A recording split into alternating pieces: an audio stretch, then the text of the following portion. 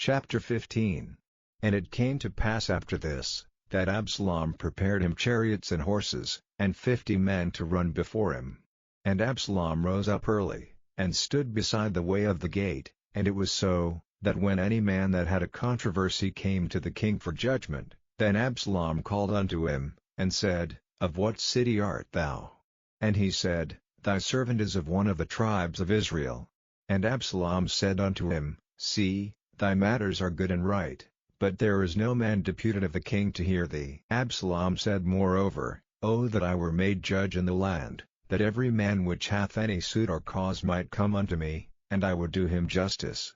And it was so, that when any man came nigh to him to do him obeisance, he put forth his hand, and took him, and kissed him.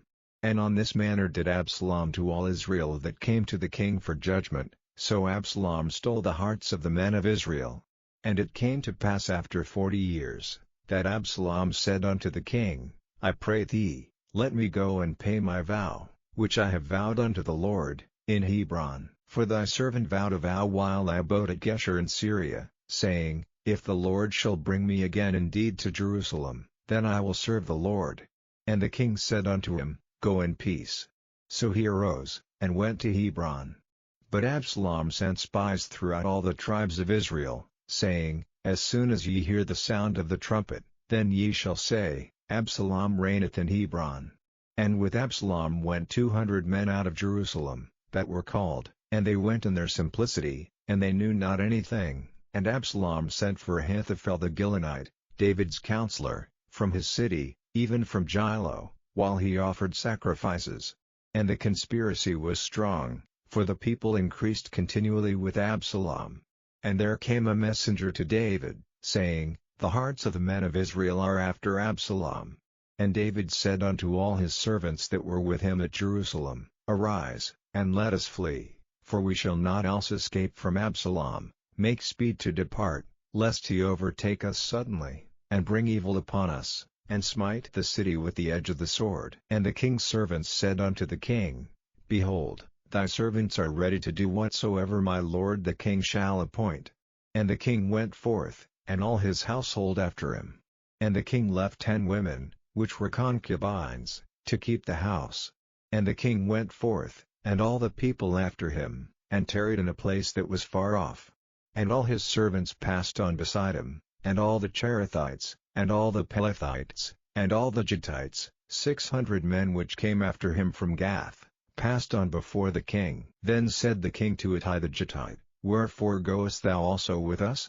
Return to thy place, and abide with the king, for thou art a stranger, and also an exile. Whereas thou camest but yesterday, should I this day make thee go up and down with us? Seeing I go whither I may, return thou, and take back thy brethren, mercy and truth be with thee.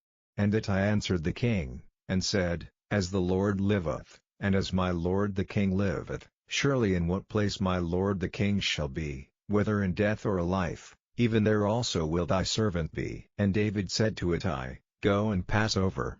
And Ittai the Gittite passed over, and all his men, and all the little ones that were with him. And all the country wept with a loud voice, and all the people passed over. The king also himself passed over the brook Kidron, and all the people passed over, toward the way of the wilderness. And lo, Zadok also, and all the Levites were with him, bearing the ark of the covenant of God, and they set down the ark of God, and Abiathar went up, until all the people had done passing out of the city. And the king said unto Zadok, Carry back the ark of God into the city. If I shall find favor in the eyes of the Lord, he will bring me again, and show me both it, and his habitation. But if he thus say, I have no delight in thee, behold, here am I, let him do to me as seemeth good unto him. The king said also unto Zadok the priest, Art not thou a seer? Return into the city in peace, and your 2 sons with you, Ahimaaz thy son, and Jonathan the son of Abiathar. See, I will tarry in the plain of the wilderness, until there come word from you to certify me. Zadok therefore and Abiathar carried the ark of God again to Jerusalem, and they tarried there. And David went up by the ascent of Mount Olivet, and wept as he went up, and had his head covered, and he went barefoot, and all the people that was with him covered every man his head, and they went up, weeping as they went up. And one told David, saying, Ahithophel is among the conspirators with Absalom. And David said, O Lord, I pray thee, turn the counsel of Ahithophel into foolishness. And it came to pass, that when David was come to the top of the mount, where he worshipped God, behold, Hushai the Archite came to meet him with his coat rent, and earth upon his head, unto whom David said, If thou passest on with me, then thou shalt be a burden unto me, but if thou return to the city, and say unto Absalom, I will be thy servant, O king, as I have been thy father's servant hitherto, so will I now also be thy servant, then mayest thou for me defeat the counsel of Ahithophel. And hast thou not there with thee Zadok and Abiathar the priests? Therefore it shall be, that what thing soever thou shalt hear out of the king's house, thou shalt tell it to Zadok and Abiathar the priests. Behold, they have there with them their 2 sons, Ahimaaz Zadok's son, and Jonathan Abiathar's son, and by them ye shall send unto me everything that ye can hear. So Hushai David's friend came into the city, and Absalom came into Jerusalem.